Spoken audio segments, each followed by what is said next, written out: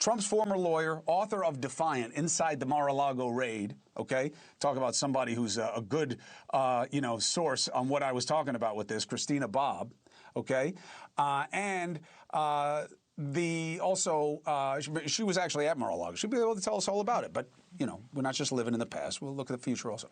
I'm also joined by former federal prosecutor Berit Berger, okay, and former FBI and CIA special agent who I told you has a connection to every story I cover all the time, Tracy Walder. So each and all, thank you very much for being with us. Christina, just to set the table for us, it's good to have you. Congrats with the book. But the idea that, hey, when they did it to us, you guys didn't care. Now they do it to Bolton and you care. Yeah. I don't like the comparison because I don't know what this is about. And I did not see Mar-a-Lago. I saw Mar-a-Lago as a complete waste of time, but I didn't want more of that. What is your take on what you went through, and what is your thought about what we're seeing now? Well, I just want to remind everybody, I am currently a criminal defendant, still being prosecuted for political supposed crimes that never occurred, for a state that I wasn't in, for conspiring with people that I never communicated with. So while I admire the outrage about how we need to, lay off of our political opponents, I would respectfully ask the left to go first. Let the 60 of us or so that are still being prosecuted, let us go. There's no crime. You didn't do anything. So I'm not particularly sympathetic to that argument. And then as for Mar-a-Lago occurred all throughout the day.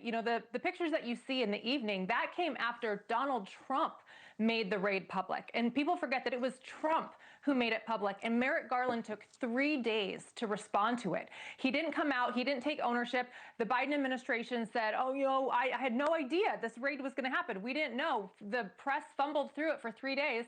And then finally, Merrick Garland took authority over it. Kash Patel came out in the morning when the raid was beginning and said, hey, this is mine. I did this. They took ownership of it from the beginning, which leads me to believe that they're not trying to hide anything, that they are confident on the probable cause that they have. You're right. We need to see what happens. And, I want to see how this plays out. And it certainly is politically sensitive. But I don't believe for a second that this is tit for tat or retaliation against Mar-a-Lago. It is nothing like Mar-a-Lago. It's open and transparent.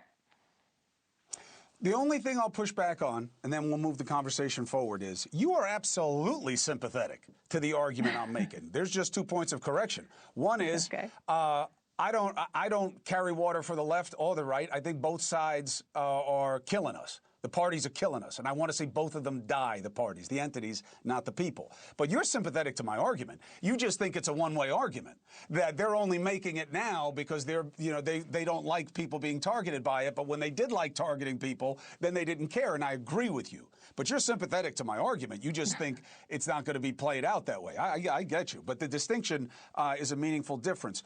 Berit, I'm not saying that they did this the wrong way, but Christina's point that Patel is owning it is not this. Why wouldn't owning it be, hey, let me tell you what's going on here right now. It doesn't have to compromise my investigation, but I'm going to give you reason to not suspect that it's payback.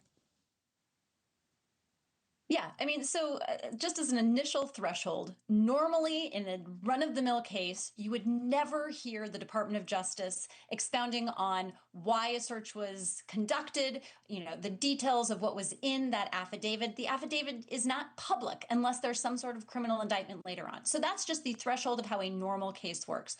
Why would this one be different?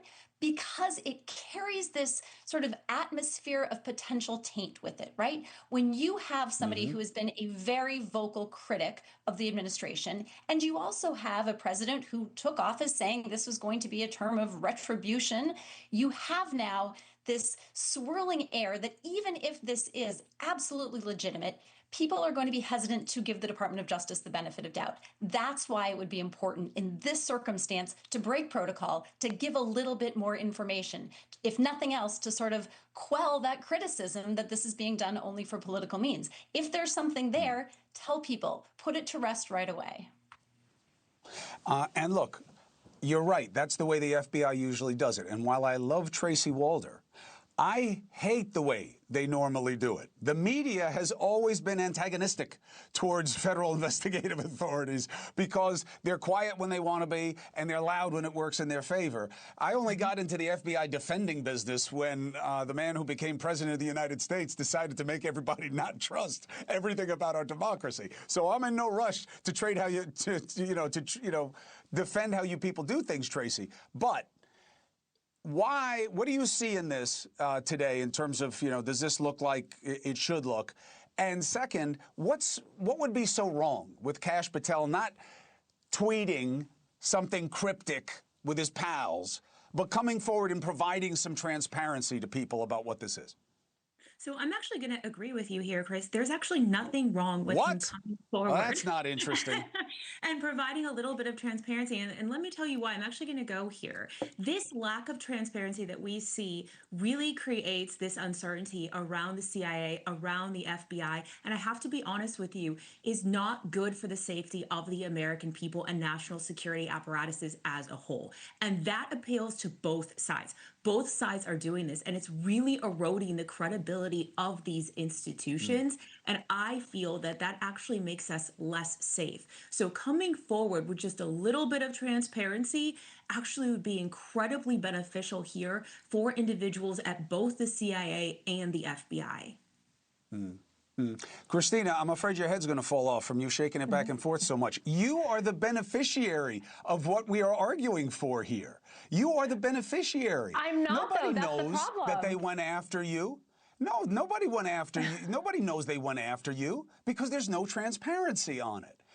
This isn't what we talk about. But that's not the Trump administration. That's the Biden administration. That's the Biden administration. I know it's the Biden administration, but they said they'd be better, and now they're playing the same kinds of stupid games. That's my point. Because you have to clean it out. So there's two ways to resolve this, arms race of political weaponization of justice.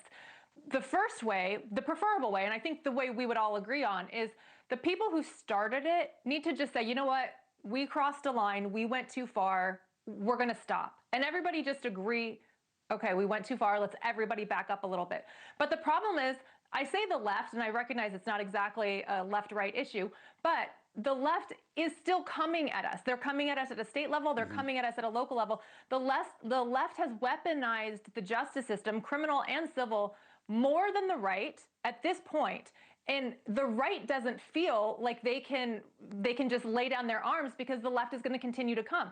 So if the left doesn't say, we have not heard this narrative from anybody, you know what, we all went too far, let's all agree to stop. They're saying, no, Donald Trump stop. They're not stopping. I told you, I'm still facing my charges.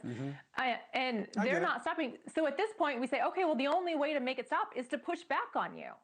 So that's where it's at. We just say, we want you to push back so you stop coming at us. I get it.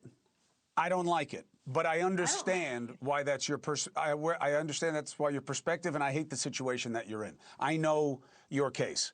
And I wouldn't have had you on if I thought that, because then you have no credibility. If I believe what they're doing with you, then, that's all I'd be able to talk to you about.